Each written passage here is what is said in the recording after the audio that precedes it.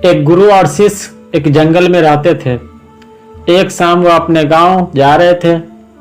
सूरज डूब चुका था और अंधेरा काफी ज्यादा था। तो शिष्य ने अपने गुरु से कहा कि गुरु जी, काफी रात हो चुकी है और सूरज भी पूरी तरह से डूब चुका है, तो बेहतर यही होगा कि आज की रात यहीं कहीं आसपास के किसी गांव में गुजारे। तो गुरुजी ने अपना सर हिलाया। वह पास के किसी गांव के एक छोटे से घर के पास जाकर रुके। शिष्य ने घर का दरवाजा खटखटाया।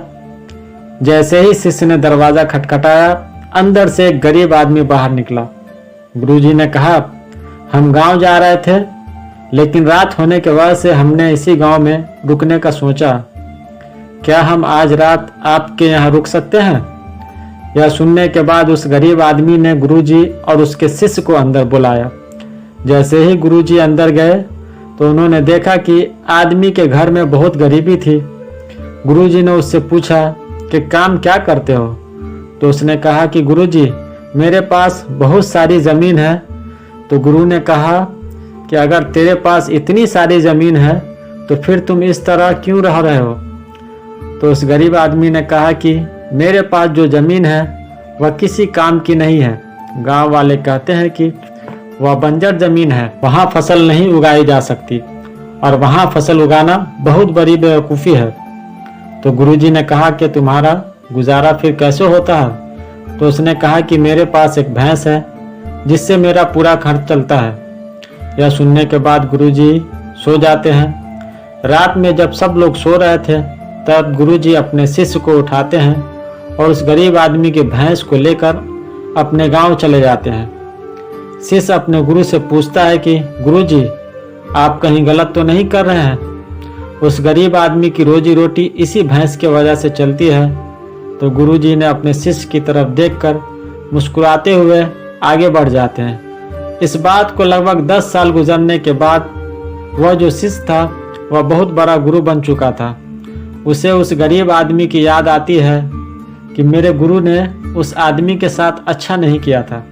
मुझे एक बार चलकर देखना चाहिए कि वह आदमी अब किस परिस्थिति में है। वह शिष्य उस गांव की तरफ जाता है और वह जैसे ही पहुंचता है तो वह देखता है कि जिस जगह पर उस गरीब आदमी का झोपड़ी था वहां पर बड़ा ही आलीशान महल बन चुका है। उस झोपड़े के आसपास जो बंजर जमीन थी उसमें फल और फूलों के बागीचे थे।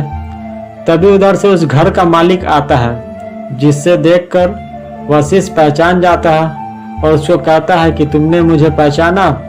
मैं अपने गुरुजी के साथ आया था और तुम्हारे यहाँ एक रात ठहरा भी था।